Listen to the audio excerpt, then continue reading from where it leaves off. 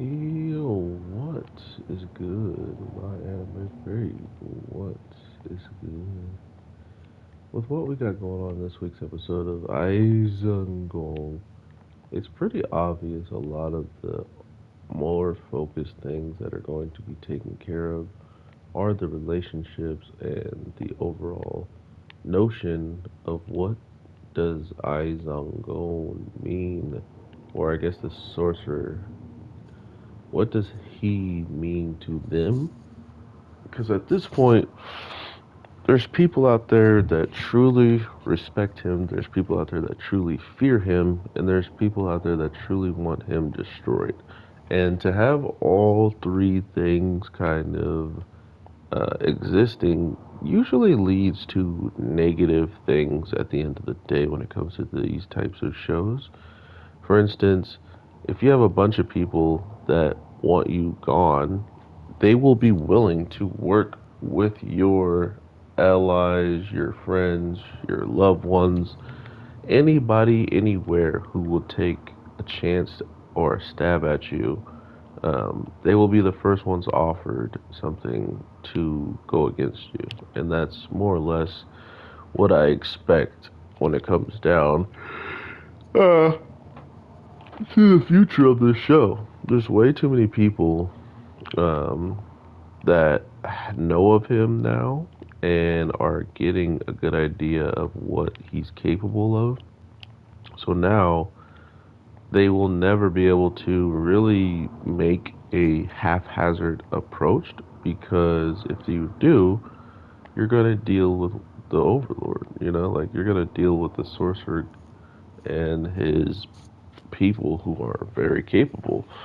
So now it's coming down more or less to a point of being on the side of him instead of being against him, and I love that.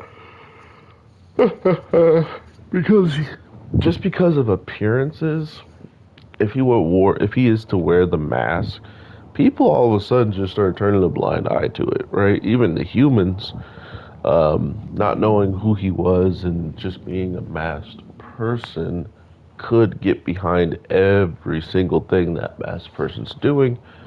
You take off the mask and it's a skeleton underneath. Now all of a sudden it's this monster, this evil person or evil thing, right? And I love that fact because as soon as he's needed, all of a sudden he can't be seen as evil, right?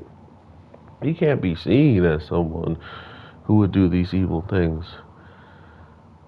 And we know for a fact that Ai Zongong doesn't necessarily need these things, he just wants them.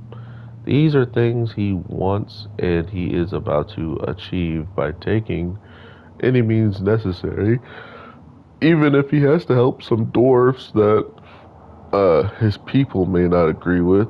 In the case of like working with them or whatever, they are going to strengthen the crap out of our people if they are to get all the technology that Ainz is talking about, a technology that's capable of crafting runes at such a high degree level that maybe only players can actually achieve, but it doesn't hurt to find out, right? Like, and that's where Ainz kind of sitting at this point is these dwarves know for a fact they can't put on as many runes as they saw on the blade that he showcases, but what they don't know is he's gonna find out what they can do, and what they can do will be probably enough. Like, yeah, he wants to get that lost technology that was capable of doing that, but at the end of the day, he really just wants to make sure no one can get these rune stuff for themselves.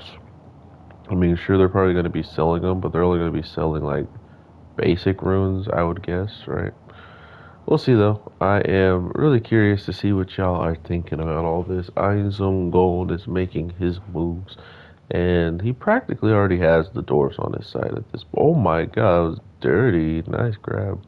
Um, so yeah, I am curious to see where that's going to lead him. I understand it's going to get him weapons and stuff like that, but will these dwarves actually be able to create or recreate what it was he has.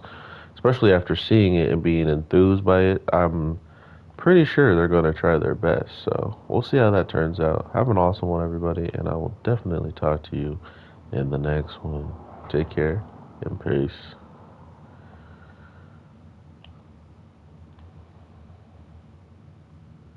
Just like in the episode fighting the giant troll. Gotta kill him with the dual wield blade. Here it is, dual wield blades. Dual wield blades.